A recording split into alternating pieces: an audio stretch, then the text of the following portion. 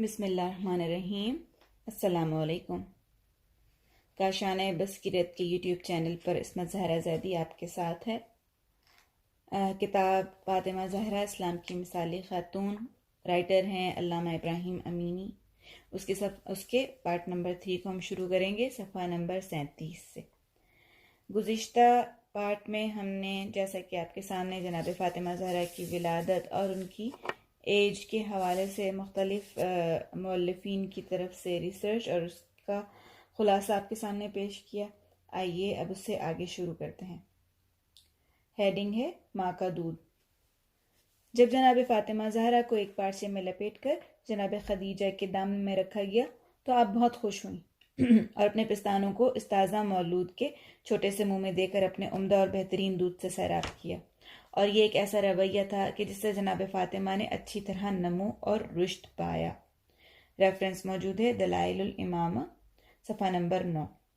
جی ہاں، جناب خدیجہ خود پسند اور نادان عورتوں میں سے نہ تھیں جو بغیر کسی عذر اور بہانے کے اپنے نومولود کو ماں کے دودھ سے، جسے کہ اللہ تعالیٰ نے مہیا کیا ہے، محروم کر دیتی۔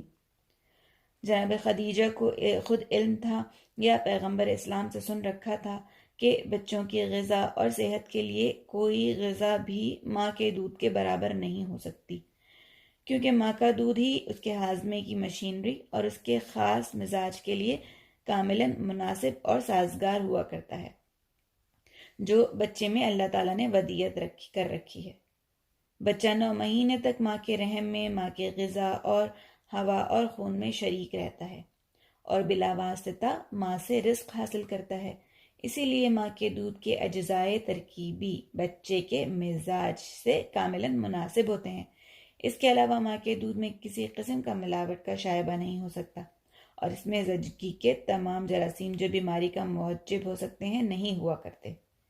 ریفرنس موجود ہے وافی جلد نمبر 3 صفحہ نمبر 207۔ جناب خدیجہ کو علم تھا کہ ماں کا پر محبت دامن اور مہر مادری اور بچے کا ماں کے پستانوں سے دودھ پینا کون سے نقوش بچے کی آئندہ زندگی پر چھوڑتے ہیں، سعادت اور نیک بختی میں کتنے قابل توجہ اثرات نقش بناتے ہیں۔ اسی لیے آپ نے یہ اختیار کیا کہ جناب فاطمہ زہرا کو اپنی آغوش محبت میں پرورش اور تربیت دے کر کریں، اور اپنے پاک دودھ جو شرافت، نجابت، علم، فضیلت، بردباری، فداکاری، شجاعت کا منبع اور سرچشمہ ہے، اس سے غذا دے۔ سچ ہے، مگر جناب خدیجہ کے دودھ کے علاوہ کوئی اور دودھ اس قسم کا پاک عنصر اور شجاعت اور مزاج معرفت کی تربیت کر سکتا تھا کہ باغ نبوت کے پربرکت میوے کو ثمردار بنا دیتا۔ ہیڈنگ ہے دودھ پینے کا زمانہ۔ جناب فاطمہ زہرا کے دودھ پینے کا زمانہ اور آپ کا بچپن بہت خطرناک ماحول اور اسلام کے انقلابی زمانے میں گزرا، کہ جس نے بلا شک آپ کی حساس روح پر بہت شاندار اثرات چھوڑے، اس واسطے کہ دانش مندوں کے ایک گروہ کے نزدیک یہ مطلب پایہ ثبوت کو پہنچ چکا ہے کہ بچے کی تربیت کا ماحول اور محیط اور اس کے ماں باپ کے افکار اس کی روح اور شخصیت پر کاملاً اثر انداز ہوتے ہیں۔ اسی لیے ہم مجبور ہیں کہ ابتدائے اسلام کے اوضاع اور حوادث کا بطور اجمال ذکر کریں، تاکہ قارئین کو فوق العادہ اوضاع اور بحرانی دور کو ملاحظہ کر سکیں، جس میں پیغمبر اسلام کی دختر گرامی قدر نے نشوونما اور تربیت حاصل کی ہے۔ پیغمبر اسلام 40 سال کی عمر میں پیغمبری کے لیے مبعوث برسالت ہوئے۔ ابتدائی دعوت میں آپ کو بہت مشکلات اور خطرات اور سخت حوادث کا سامنا کرنا پڑا۔ آپ نے یک و تنہا عالم کفر اور بت پرستی سے مقابلہ کیا۔ آپ نے کئی سال تک خفیہ تبلیغ کی اور دشمنوں کے خوف سے اپنی دعوت اور تبلیغ کو علل اعلان کرنے کی جرأت نہ کر سکتے تھے۔ بعد میں آپ کو خداوند عالم سے حکم ملا کہ لوگوں کو دین کی طرف بلانے کی کھلی دعوت دو اور مشرکین کی پرواہ مت کرو اور ان سے مت ڈرو۔ سورہ حجر آیت نمبر 94۔ پیغمبر اکرم نے اللہ تعالیٰ کے اس حکم کے بعد اپنی دعوت کو عام کر دیا اور اجتماع عام میں لوگوں کو اسلام کے مقدس آئین کی طرف دعوت دینی شروع کی۔ دن بدن مسلمانوں کی تعداد میں اضافہ ہونا شروع ہو گیا۔ جب پیغمبر اکرم صلی اللہ علیہ وآلہ وسلم کی تبلیغ علی الاعلان ہونے لگی تو دشمنوں کے آزار اور اذیت میں بھی شدت آ گئی۔ وہ مسلمانوں کو شکنجے کرتے اور ان پر ظلم ڈھاتے۔ بعض مسلمانوں کو حجاز کے سورج کی تپتی ہوئی دھوپ میں ریت پر لٹا کر ان کے سینے پر بہت بھاری پتھر رکھ دیتے تھے اور بعض مسلمانوں کو قتل کر دیتے تھے۔ مسلمانوں پر اتنا سخت عذاب اور سختی کی گئی کہ وہ بہت تنگ آ چکے تھے اور مجبور ہو گئے تھے کہ وہ اپنے گھر بار چھوڑ کر کسی دوسرے ملک کی طرف ہجرت کر جائیں۔ چنانچہ مسلمانوں کے ایک گروہ نے جناب رسول خدا سے اجازت لی اور حبشہ کی طرف روانہ ہو گیا۔ اس کا ریفرنس موجود ہے سیرت ابن ہشام جلد نمبر 1 صفحہ نمبر 344 اور تاریخ کامل کی جلد نمبر 2 صفحہ نمبر 51 پر۔ جب کفار اپنی سختی اور ظلم اور آزار اور اذیت سے اسلام کی پیش رفت اور وسعت کو نہ روک سکے اور انہوں نے دیکھ لیا کہ مسلمان تکالیف کو برداشت کر لیتے ہیں لیکن اسلام کے عقیدے سے دستبردار نہیں ہوتے، تو انہوں نے ایک مشاورتی اجتماع کیا اور تمام نے اتفاق سے طے کیا کہ جب جناب محمد کو قتل کر دیا جائے۔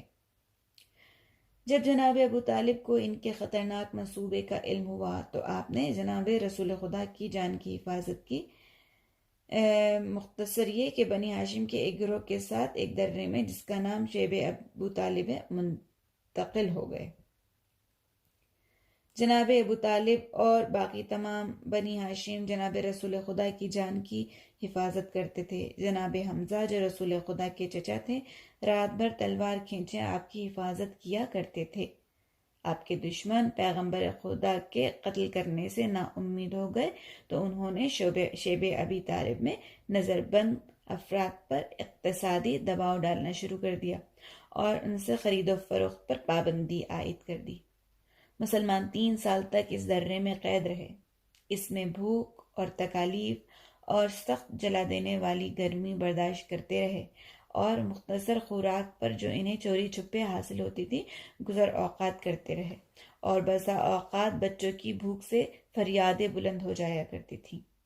جناب فاطمہ زہرا اس قسم کے خطرناک ماحول اور وحشتناک محیط اور اس قسم کے بحرانی حالات میں دنیا میں آئیں اور اس قسم کے حالات میں تربیت پائی۔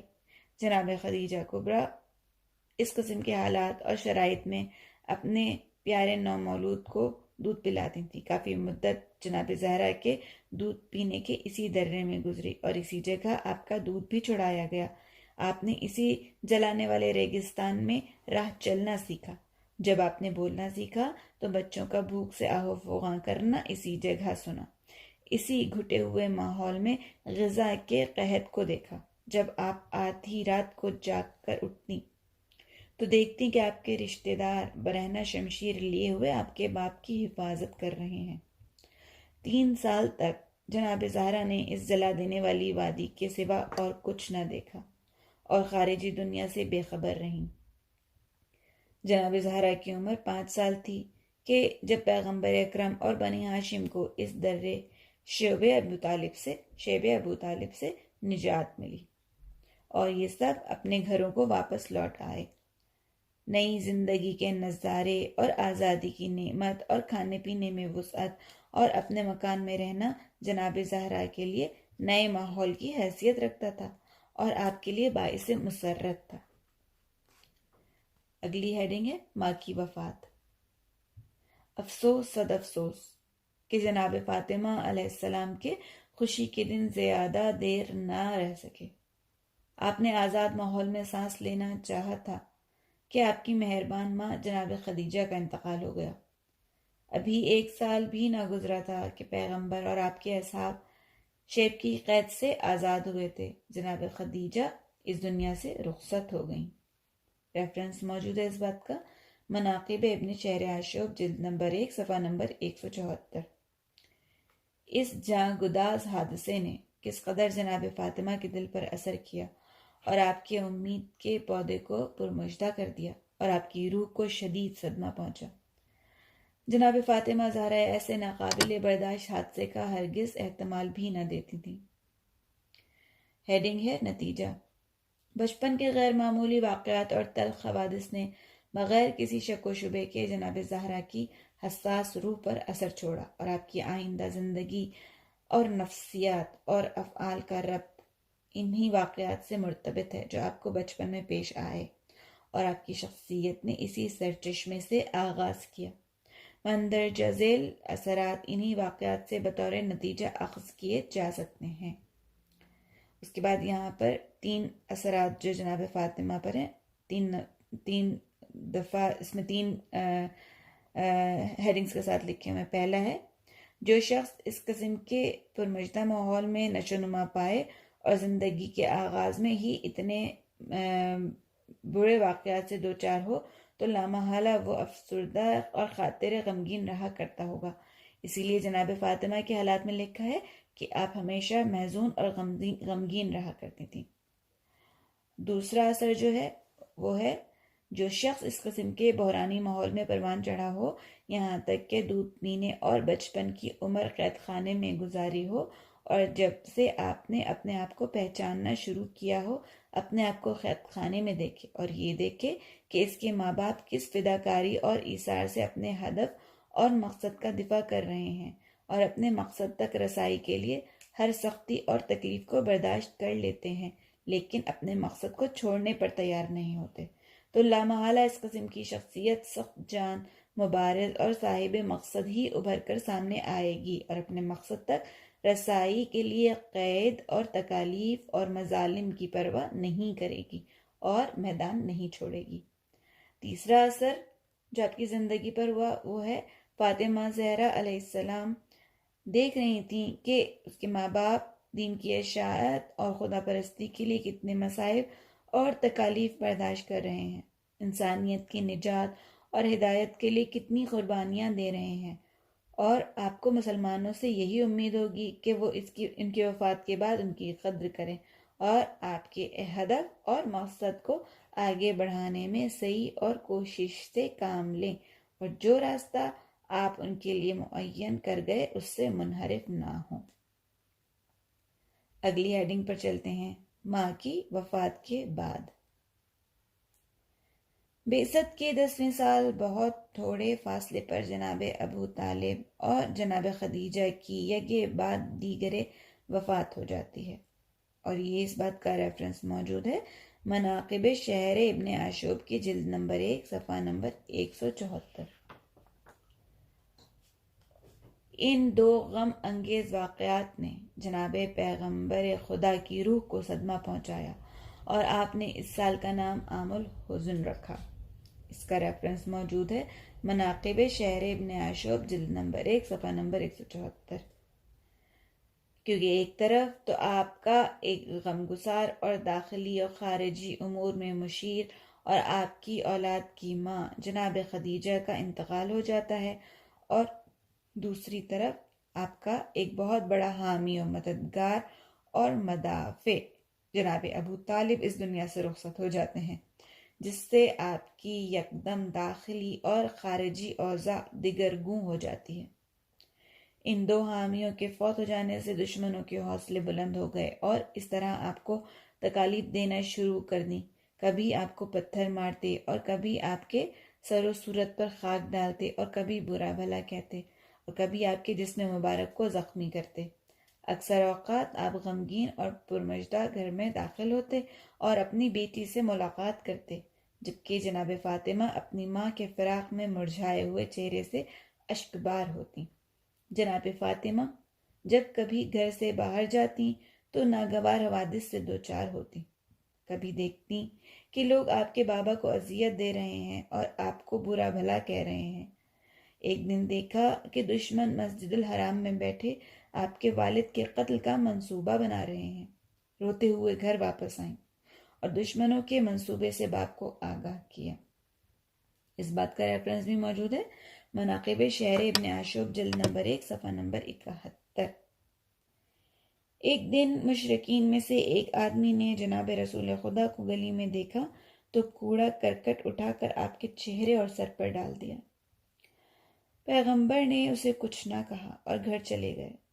آپ کی دختر جناب فاطمہ جلدی سے آئیں اور پانی لا کر اشک بار آنکھوں سے آپ کے سر مبارک کو دھویا۔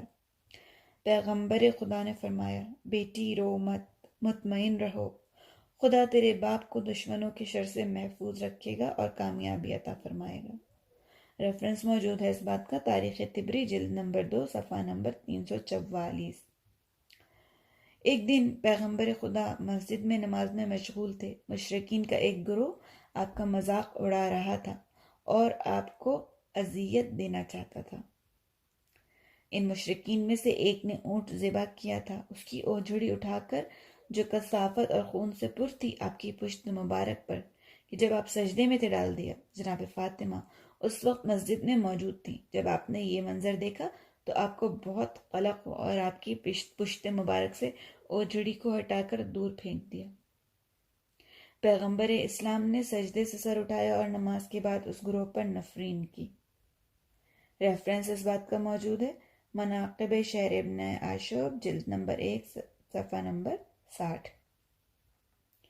جی ہاں، جناب زہرا نے اپنے بچپن میں اس قسم کے ناگوار واقعات دیکھے اور اپنے باپ کی ان میں مدد کی اور اپنے باپ کے لیے مادری سلوک کیا کرتی تھیں۔ جناب خدیجہ کے انتقال کے بعد بہت سے گھر کے کام کی ذمہ داری جناب فاطمہ کے کاندھے پر آن پڑی تھی، کیونکہ یہ توحید کا پہلا وہ گھر تھا جس کا سردار مر چکا تھا۔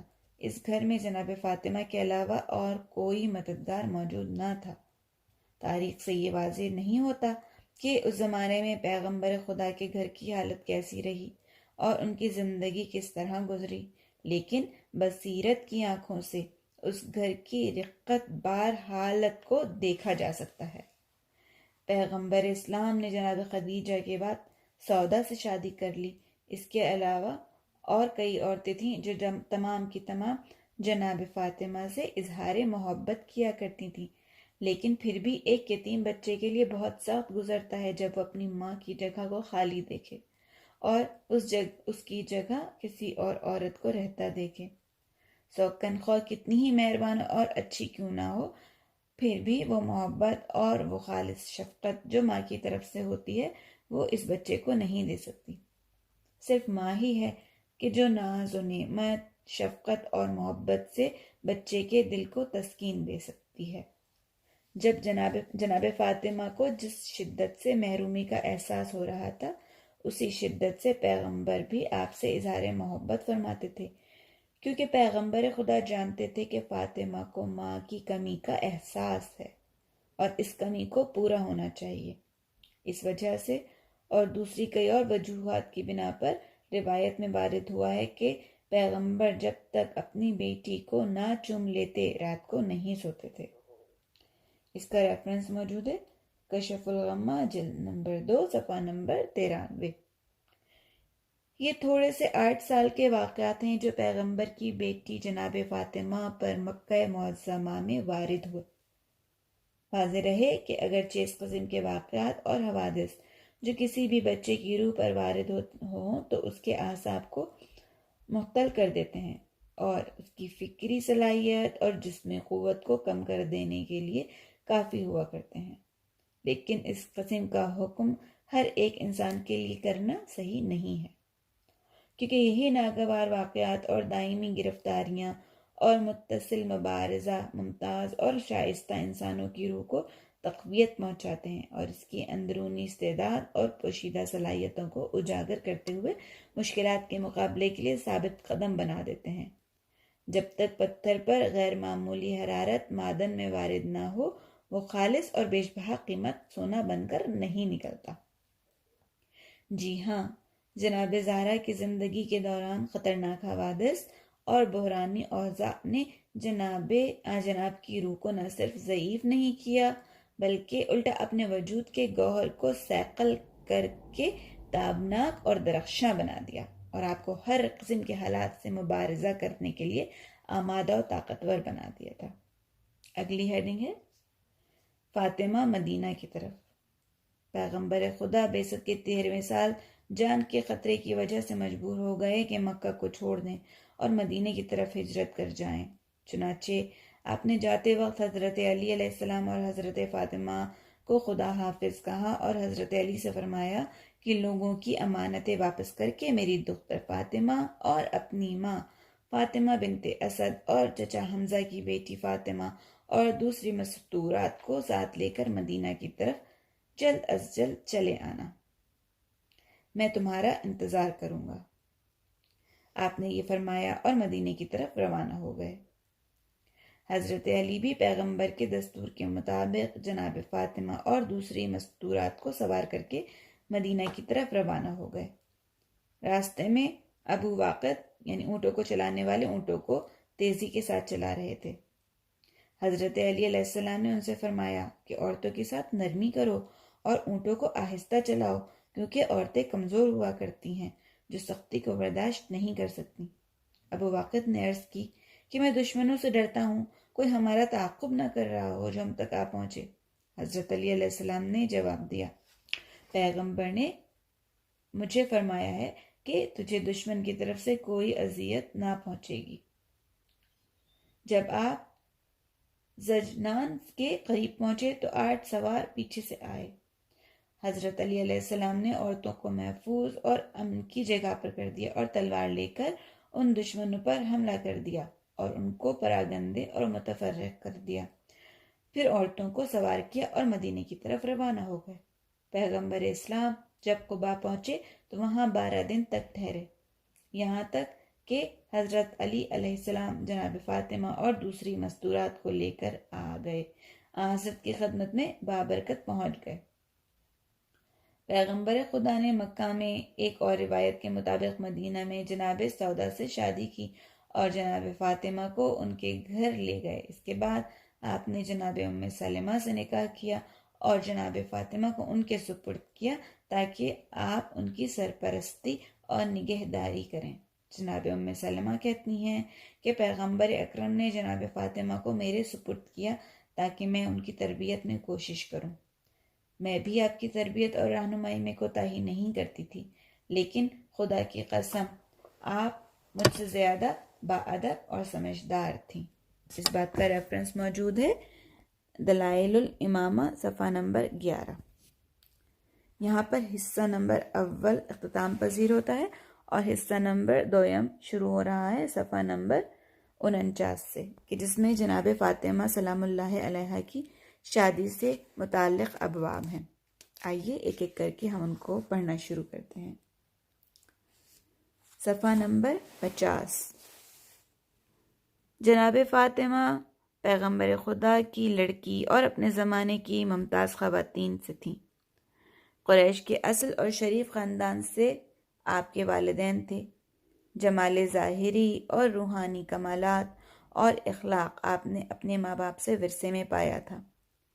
آپ انسانی کمالات کے اعلیٰ ترین کمالات سے مزین تھیں۔ آپ کے والد کی شخصیت دن بدن لوگوں کی نگاہوں میں بلند ہو رہی تھی۔ آپ کی قدرت اور عظمت بڑھ رہی تھی، اس لیے آپ کی دختر نیک اختر کی ذات بزرگان قریش اور باعظمت شخصیات اور ثروت مند حضرات کی نگاہوں میں مورد توجہ قرار پا چکی تھی۔ تاریخ میں ہے کہ اکثر اوقات بزرگان آپ کی خواستگاری کرتے رہتے تھے، لیکن پیغمبر اسلام بالکل پسند نہیں فرماتے تھے۔ حضرت ان لوگوں سے اس طرح پیش آتے تھے کہ انہیں معلوم ہو جاتا تھا کہ پیغمبر اکرم ان سے ناراض ہیں۔ اس بات کا ریفرنس موجود ہے کشف الغمہ جلد نمبر 1 صفحہ نمبر 353 پر۔ جناب رسول خدا نے فاطمہ کو علی کے لیے مخصوص کر دیا تھا اور آپ چاہتے تھے کہ حضرت علی علیہ السلام کی طرف سے اس کی پیشکش کی جائے۔ اس بات کا بھی ریفرنس موجود ہے کشف الغمہ جلد نمبر 1 صفحہ نمبر 354۔ پیغمبر اسلام صلی اللہ علیہ وآلہ وسلم خداوند عالم کی طرف سے مامور تھے کہ نور کا عقد نور سے کریں۔ یہ بات موجود ہے دلائل الامامہ صفحہ نمبر 19 کے اوپر۔ لکھا ہے کہ جناب ابو بکر بھی خواستگاروں میں سے ایک تھے۔ ایک دن وہ اسی غرض سے جناب رسول خدا کی خدمت میں حاضر ہوئے اور عرض کی، یا رسول اللہ، میں جانتا ہوں کہ آپ سے وصلت کروں، کیا ممکن ہے کہ فاطمہ کا عقد آپ مجھ سے کر دیں؟ جناب رسول خدا نے فرمایا کہ فاطمہ ابھی کم سن ہے اور اس کے لیے شوہر کی تعین خدا کے ہاتھ میں ہے۔ میں اللہ کے حکم کا منتظر ہوں۔ جناب ابو بکر مایوس ہو کر واپس لوٹے۔ راستے میں ان کی ملاقات جناب عمر سے ہو گئی تو اپنے واقعے کو ان سے بیان کیا۔ جناب عمر نے ان سے کہا کہ پیغمبر اسلام نے تمہارے مطالبے کو رد کر دیا ہے اور آپ نہیں چاہتے کہ اپنی دختر تجھے دیں۔ جناب عمر بھی ایک دن جناب فاطمہ کی خواستگاری کی غرض سے پیغمبر اسلام کی خدمت میں حاضر ہوئے اور اپنا مدعا بیان کیا۔ پیغمبر خدا نے انہیں بھی یہی جواب دیا کہ فاطمہ کم سن ہیں اور ان کے شوہر کا معین کرنا اللہ کے ہاتھ میں ہے۔ کئی دفعہ ان دونوں صاحبان نے خواستگاری کی درخواست کی جو قبول نہیں کی گئی۔ عبد الرحمن ابن عوف اور جناب عثمان بن عفان جو دونوں بہت بڑے سرمایہ دار تھے، پیغمبر اسلام کے پاس خواستگاری کے لیے حاضر ہوئے۔ عبد الرحمن نے عرض کی، یا رسول اللہ، اگر فاطمہ کی شادی مجھ سے کر دیں تو میں 100 سیاہ اونٹ آبی چشم کہ جن پر مصری کتان کے کپڑوں سے بار لادا گیا ہو اور 10,000 دینار بھی حق مہر دینے کے لیے حاضر ہوں۔ جناب عثمان نے عرض کیا کہ میں بھی حاضر ہوں کہ اتنا ہی مہر ادا کروں، اور مجھے عبد الرحمن پر ایک فضیلت یہ بھی حاصل ہے کہ میں اس سے پہلے ایمان لایا ہوں۔ پیغمبر اسلام ان کی گفتگو سے سخت غضبناک ہوئے اور انہیں یہ سمجھانے کے لیے کہ میں مال سے محبت نہیں رکھتا، آپ نے ایک مٹھی سنگریزوں کی بھر لی اور عبد الرحمن کی طرف پھینکتے ہوئے فرمایا کہ تم خیال کرتے ہو کہ میں مال کا پرستار ہوں اور اپنی ثروت اور دولت سے مجھ پر فخر و مباحات کرنا چاہتے ہو کہ مال و دولت کے دباؤ سے میں فاطمہ کا عقد تجھ سے کر دوں گا۔ اس بات کا ریفرنس موجود ہے کتاب مناقب شہر ابن عاشوب، جلد نمبر 3 صفحہ نمبر 345۔ اس کے علاوہ تذکرۃ الخواص میں بھی صفحہ نمبر 306 میں اس کا ذکر موجود ہے۔ آگے بڑھتے ہیں۔ اگلی ہیڈنگ ہے حضرت علی کی پیشکش۔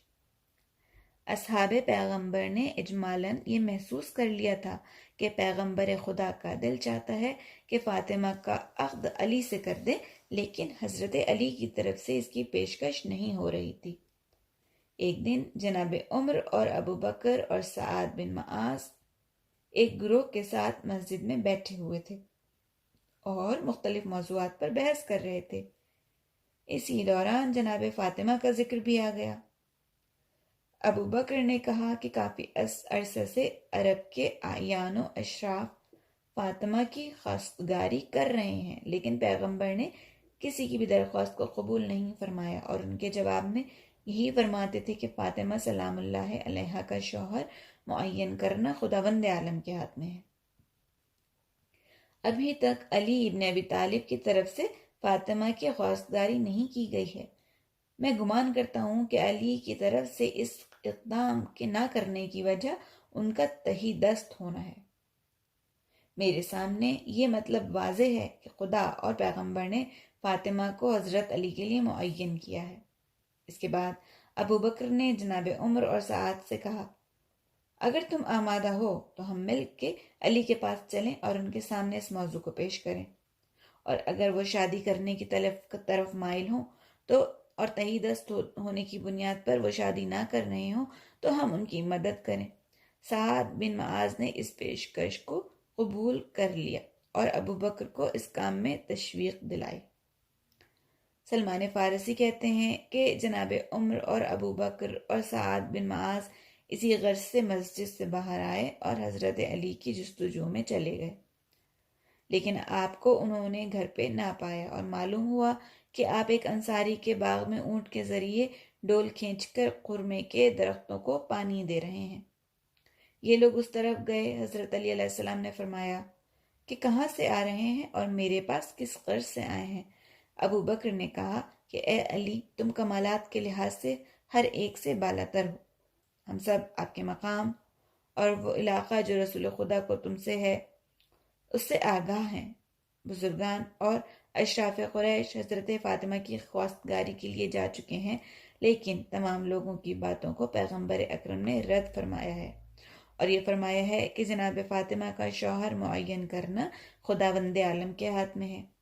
ہم گمان کرتے ہیں کہ خدا اور اس کے رسول نے جناب فاطمہ کو آپ کے لیے مخصوص کیا ہے۔ دوسرا اور کوئی بھی شخص اس سعادت پر افتخار کی صلاحیت نہیں رکھتا۔ ہمیں یہ خبر نہیں ہو سکی کہ آپ اس اقدام میں کیوں کوتاہی کر رہے ہیں۔ حضرت علی علیہ السلام نے جب ابو بکر کی یہ گفتگو سنی تو آپ کی آنکھوں میں آنسو بھر آئے اور فرمایا، اے ابو بکر، تم نے میرے احساسات اور اندرونی خواہشات کو ابھارا ہے اور اس کی طرف توجہ دلائی ہے کہ جس سے میں غافل تھا۔ خدا کی قسم، تمام دنیا حضرت فاطمہ کی خواستگار ہے اور میں بھی علاقہ مند ہوں۔ جو چیز مجھے اس اقدام سے روکے ہوئے وہ ہے فقط میرا خالی ہاتھ ہونا۔ ابو بکر نے کہا، یا علی، آپ یہ بات نہ کریں، کیونکہ پیغمبر خدا کی نگاہ میں دنیا اور مال دنیا کی کوئی قیمت نہیں ہے۔ میری رائے ہے کہ جتنی جلدی ہو سکے آپ اس کام میں اقدام کریں اور جناب فاطمہ کی خواستگاری کی درخواست کریں۔ اس بات کا ریفرنس موجود ہے کتاب بہار الانوار، جلد نمبر 43، صفحہ نمبر 125۔